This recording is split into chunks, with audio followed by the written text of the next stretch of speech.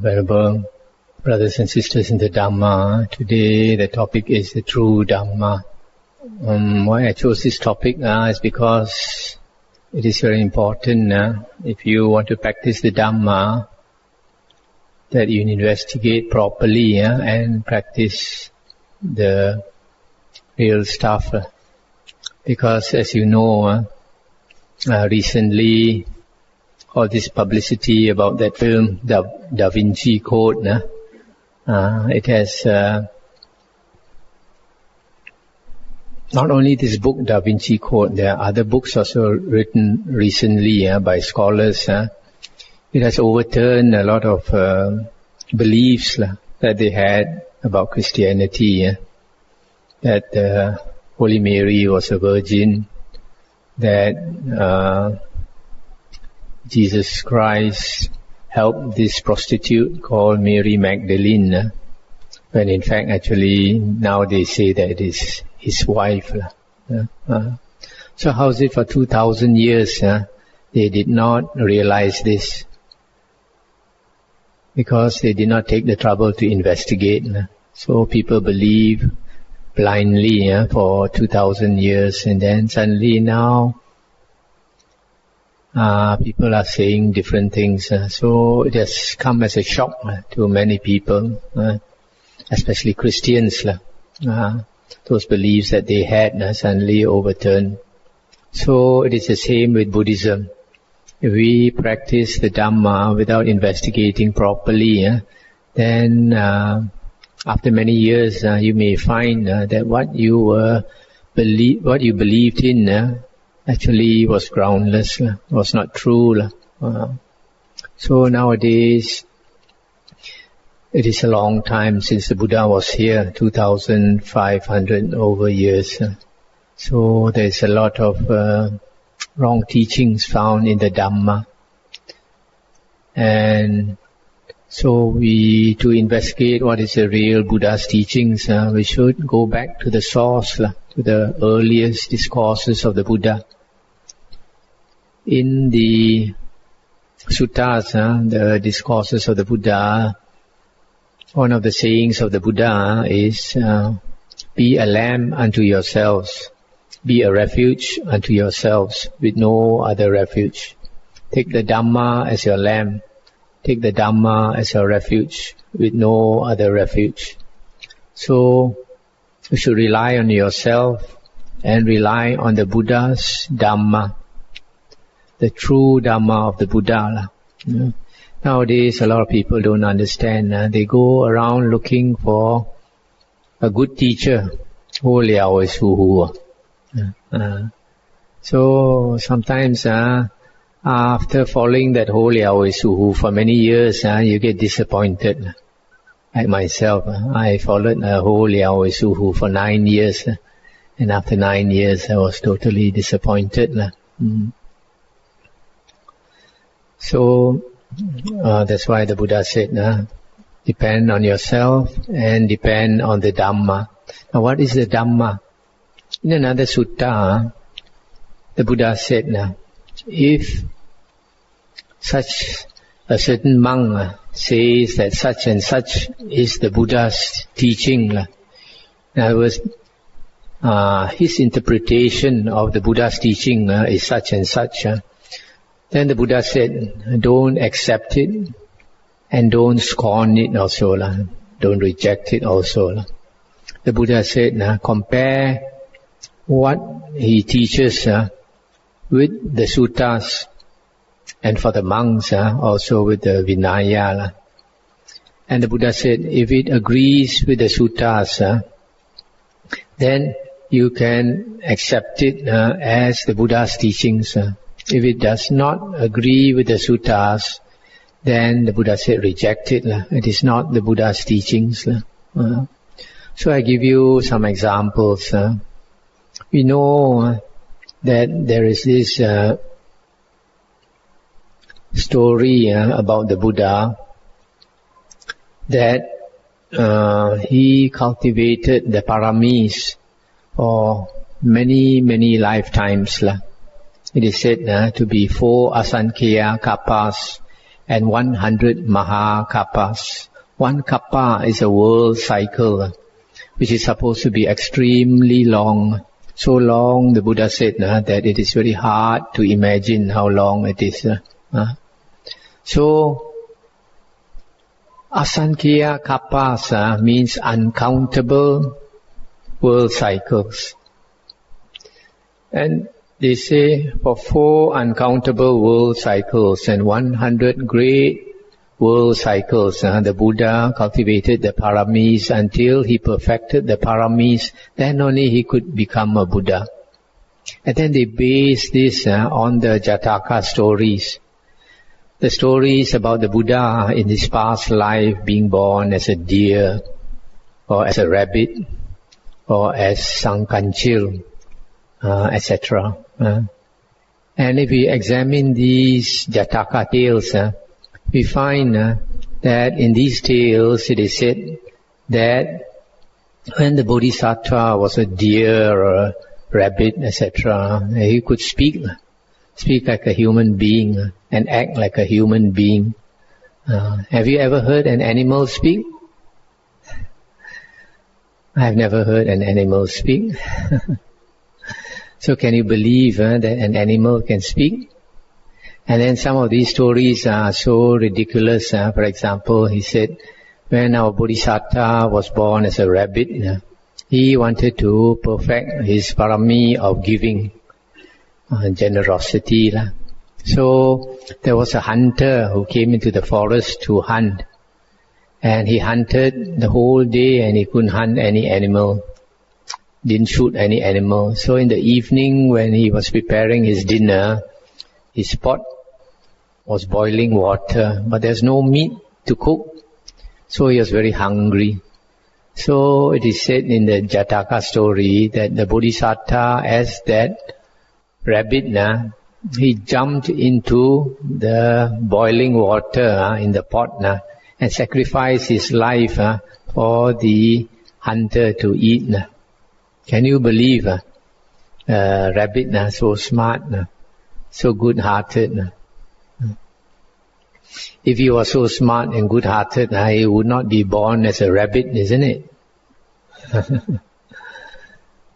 And then also like the story about the Bodhisattva in the past life, where he saw the tiger so hungry that it had no milk to give the cubs.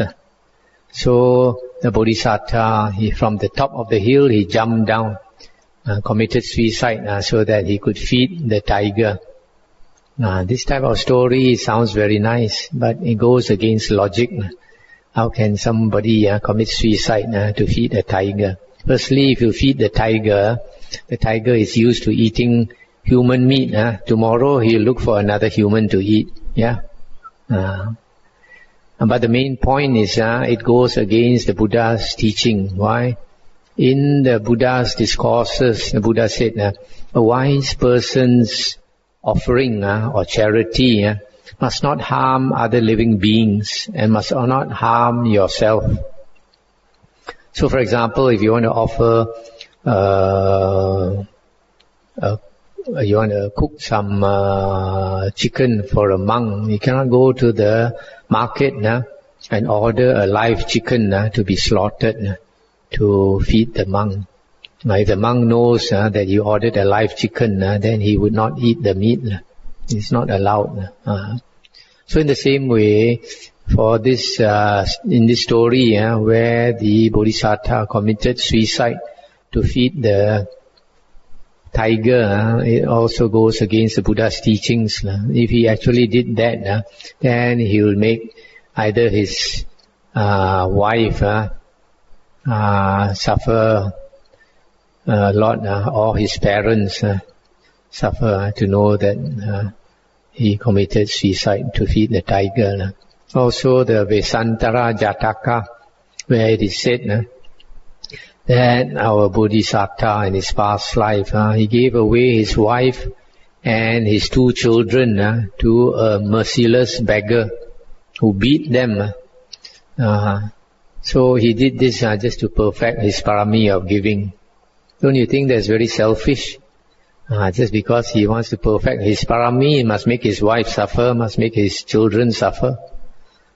Goes against logic. If you tell this to a Christian, he'll laugh at you. What a silly Buddhism you are teaching.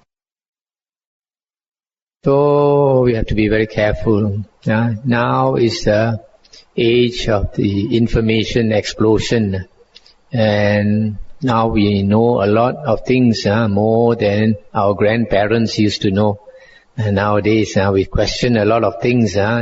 Formerly our grandparents dare not question. Formerly in the olden days, in the religious teachings, you are asked to believe this, believe that, and don't ask questions. Nowadays people are different. People learn to ask questions, ask everything. And the Buddha also encouraged you to ask. Don't simply believe blindly. So this story about the Buddha cultivating paramis is something that was created much later. If we look at the early discourses of the Buddha, found in the Sutta Pitaka, which consists about 5,000 discourses of the Buddha, you find this word parami was never uttered by the Buddha. The Buddha didn't know this word parami also. We are smarter than the Buddha. We know the word parami. So that is one thing. Another thing is the story about our Buddha, where after his wife gave birth to a son, then he decided to renounce. Then in the middle of the night, it is stated, he took a last look at his son and at his wife. Then he went away to renounce and become ascetic. But in the Majjhima Nikaya, it is stated that the Buddha, in front of his parents who were crying, and his parents pleaded with him not to renounce the home life and become an ascetic. In spite of his parents crying and pleading with him, in front of them, he cut off his hair and put on the yellow robe, and he went forth. So he was not a coward, hiding in the middle of the night and went away. In front of his parents, he told his parents that he is renouncing. He cannot live at home. If you study the suttas clearly, more detailed, you will find in the early discourses of the Buddha, this word bodhisattva, the Buddha used only to refer to himself in the last 3 lifetimes. When he was a disciple of the last Buddha, Kassapa, the previous Buddha Kassapa, he renounced and became a disciple of the Buddha Kassapa. At that time, he had entered the stream because he listened to the Buddha's teachings, and he understood the 4 noble truths, so he renounced the home life and became a monk under the Buddha Kassapa. At that time onwards, he was a bodhisattva. The suttas refer to himself as a bodhisattva in that lifetime, and in the next lifetime when he was reborn in the Tusita heaven, and in the last lifetime when he came down as Siddhartha Gautama. These 3 lifetimes only, the Buddha referred to himself as a bodhisattva. So actually a bodhisattva is a being who is already an Arya, and is destined for enlightenment.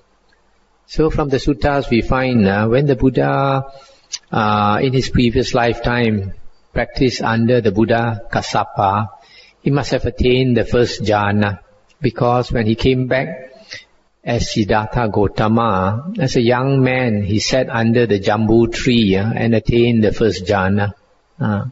So if a person can attain the first jhana and practice and listen to the suttas, he would become a Sakadagamin, a second fruit attainer. A Sakadagamin is called a once returner. That means he goes to heaven and he comes back to the human existence only one more time, and he must enter Nibana. It's like a ripe fruit; it must fall. Whether there's wind or there's no wind, it's overripe; it will fall. So the same with the Sakadagamin. it is time for him to enter Nibana. So when Sakadagamins come back in the human birth, they will naturally renounce and go forth and practice ascetic practices until they become enlightened. So it is not true that to become a Buddha, you make a vow and then you practice the paramis and eventually you perfect your paramis and you become enlightened. On the other hand, what is found in the suttas is that you listen to the discourses of the Buddha and you enter the stream.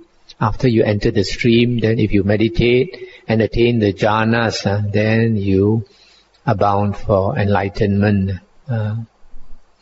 In the legends, the stories concerning our Buddha, we find that it is stated that the Buddha met 24 Buddhas who predicted that he will one day become the Buddha Sakyamuni. But actually, in the actual discourses of the Buddha, we find that the Buddha mentioned that when he looked back into the past, he only saw 6 Buddhas. And these 6 Buddhas were seen by him over the last, 91 world cycles. 91 world cycles is an extremely long time. So for the Buddha to look back into 91 world cycles, he must have spent the whole night, from 6 o'clock in the evening until 6 o'clock the next morning, looking at the past, looking. And he saw during that time only 6 Sammasambuddhas. Pachika Buddhas, there are a lot. In fact, of all the Buddhas, we find 99.9% of Buddhas are Pachika Buddhas. They refuse to teach. Very few Buddhas actually want to become a Sammasambuddha. So it was the same with our Sakyamuni Buddha. When he was enlightened, he contemplated the minds of human beings and he found that it was very difficult to convince people to practice the Dhamma. So he decided he was not going to teach the Dhamma, he's going to become a Pacheka Buddha. But then this Brahma, Sahampati, came and pleaded with the Buddha, said, although it is true that most beings will not want to practice the Dhamma, yet there is a small percentage of beings who are willing to practice the Dhamma, and if you don't teach them the Dhamma, they will not progress. So because of the few, the Buddha came to teach the Dhamma. So we are heirs of the Dhamma. We inherit the teachings of the Buddha through the Arahants. So it is also for people like us that the Buddha taught the Dhamma. So don't think that you don't have these paramis, if you want to call it. We have a lot of parami, we have a lot of good merit to be able to listen to the true teachings of the Buddha. Only thing is we have to investigate more. Because the Buddha said to become an Arya, you must get right view. And to attain right view, you have 2 conditions only. One is to listen to the Dhamma, that means the earliest teachings of the Buddha. And secondly, if you have yoniso manasikara, a clear mind, which is achieved through, when you listen to the Dhamma, you must pay thorough attention. If you pay thorough attention when you are listening to the Dhamma, then you can understand. And then if you understand the 4 noble truths, then you have entered the stream. And once you have entered the stream, you are actually a bodhisattva. And at the most, you have 7 more lifetimes, 7 more existences, and you will never fall into the woeful plains. You will never become a ghost or an animal or go to hell to suffer. So it is very well worth our time to spend more time to listen to the Buddha's Dhamma and try to understand. I believe this Buddhist Society has some of my talks, MP3 talks, 4 of them in English and 4 of them in Hokkien. And these comprise almost all of the talks I've given since 1988. So I hope you have the interest to try to get a copy of these CDs and listen. Now, what other wrong views are found in Buddhism? Another one is about meditation. Nowadays, many people are interested in vipassana meditation, but they go straight in without investigating properly. Because if you investigate properly, you find that vipassana meditation was created about 30 years ago by Mahasi Sayadaw. Before that, if you look back 50 years ago, nobody heard of vipassana meditation. Just like now you have Ikwan Tao, which claims to be Buddhism. But 50 years ago, nobody heard of Ikwan Tao. So, in the Buddha's discourses, Venerable Ananda was asked, what type of meditation is praised by the Buddha? And Venerable Ananda said, the type of meditation praised by the Buddha is the first jhana, the second jhana, the third jhana, the fourth jhana. In other words, whatever type of meditation you practice, as long as if the goal is to attain the jhanas, then you are practicing Buddhist meditation. If you are practicing a type of meditation which does not bring you to attain the jhanas, then that is not Buddhist meditation. It is very clear from the suttas. Now a lot of people don't understand why jhanas are so important. To understand why jhanas are important, we must understand the state of Nibana, which is the goal of the holy life, the goal of the spiritual path. Why do we practice? Why do we study the suttas and practice meditation so hard? Because we want to become liberated. We want to become an arahant.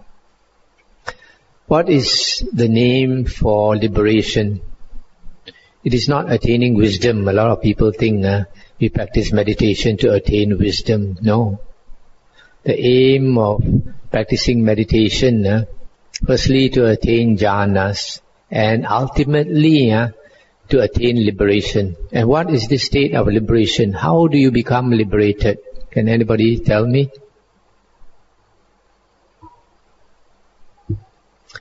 There is another name for an arahant, a liberated person. Another name for an arahant is a kina sava.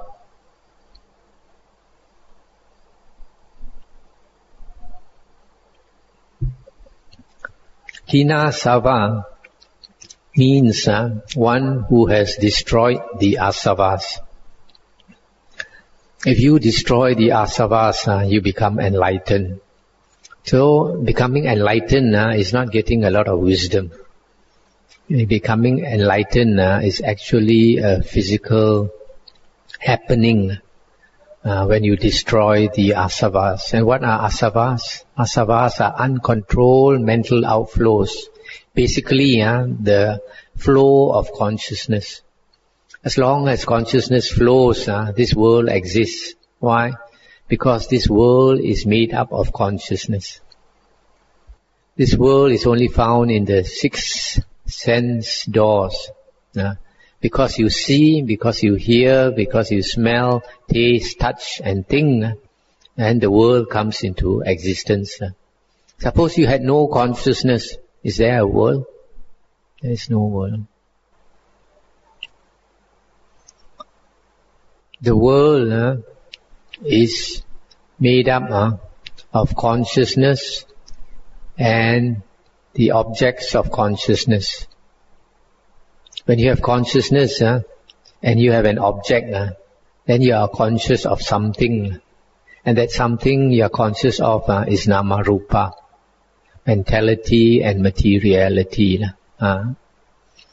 So you must understand that the world arises because of consciousness. So, what is Nibana? Nibana is the state where consciousness ceases. This is given in the Kevada Sutta, in the Digha Nikaya. the Buddha said, the state of Nibbana is when the sixth consciousness stops. So when the sixth consciousness stops, this state, when an Arahant passes away, his sixth consciousness stops. So he does not take rebirth. That's why in the suttas we find that there were times when the Arahant had passed away and the Buddha came to see. And then sometimes the Buddha would tell his disciples, he said, you look at the distance, there's a black cloud flying here, flying there. And then they looked and they saw. And the Buddha said that is Mara. Mara is trying to find the consciousness of this Arahant, where this Arahant has taken rebirth. But the Buddha said, he cannot find the Arahant of the consciousness of the Arahant, because the Arahant's consciousness has ceased. That's why there is no more rebirth. So this state of Nibbana, where the consciousness ceases, it can also be experienced in this lifetime. And this experience of Nibbana in this lifetime is called Nirodha Samapatti, cessation of perception and feeling. When the perception and feeling ceases, consciousness also ceases. So this state, cessation of perception and feeling, can be attained by some Arahants with very strong samadhi. And when they enter this state, called Nirodha Samapatti, cessation, they can remain in this state for a maximum of 7 days. And it is stated in the suttas that one of the disciples of a previous Buddha, he was in the forest and he entered this state of Nirodha Samapatti. And then the villagers went into the forest either to look for food or to look for dry wood. And they saw this Arahant in this state of Nirodha Samapatti, cessation of perception and feeling. So when they came up to him, they found that his breathing had stopped and his heart also had stopped beating. So they thought he must be dead. So they piled a lot of wood on top of him and set the wood on fire. And then the next day, they were surprised to see this monk come to the village begging for food. So at first, they thought it was his ghost, and then they realized that he was alive. So you see, this state of Nirodha Samapatti is such a special state that when a person enters this state, nothing can destroy him. So this state is a very high state of concentration where very few people can attain. If you are not an Arahant and you attain this state, then when you come out of it, you either become an Arahant or an Anagamin. And it's such an advanced state.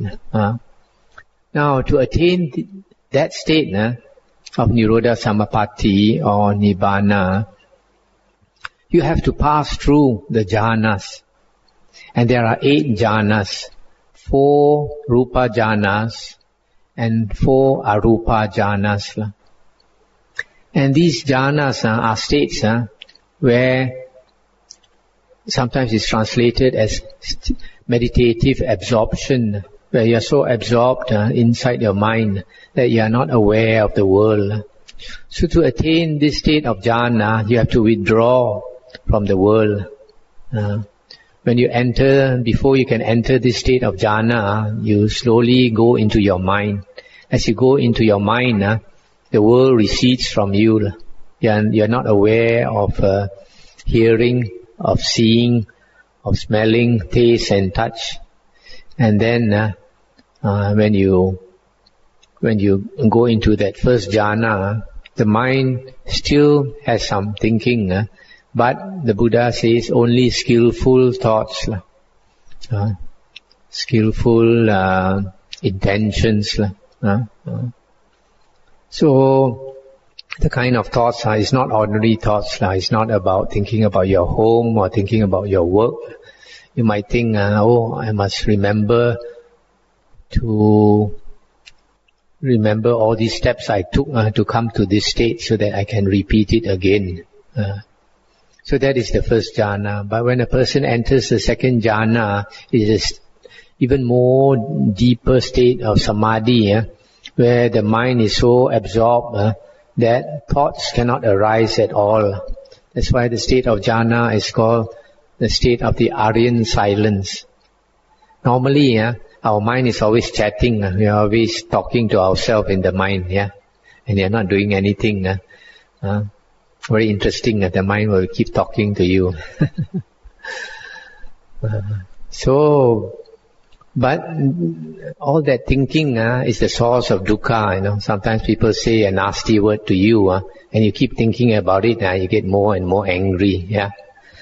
So sometimes at night you cannot go to sleep. But to get rid of this mental suffering, if you enter that state of second jhana, it's so blissful, there's no thoughts to disturb you. So these states of jhana also are states of great bliss and happiness, piti and sukha. That's why in the suttas the Buddha said, if a person constantly absorbs himself in the second jhana, then he's reborn in the second jhana plane, and the state there is so happy and blissful. Every day he's saying sukha, sukha, sukha, like a person high on drugs. In the third jhana, the Buddha said, he's so blissful that he cannot even utter a word. So the Buddha said, Nibbanang paramang sukhang. The highest bliss is Nibbana.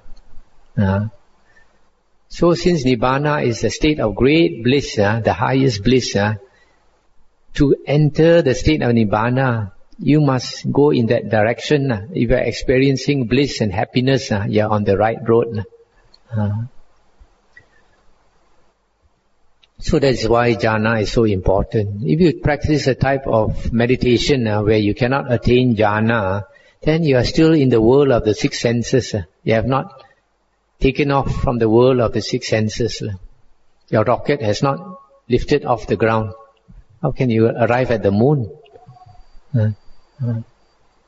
So jhanas are these states where you already lifted off from the world. You're on your way to the moon.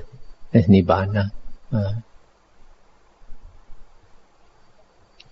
So maybe I can stop for a while, see whether I've got you all thinking, and to ask some questions.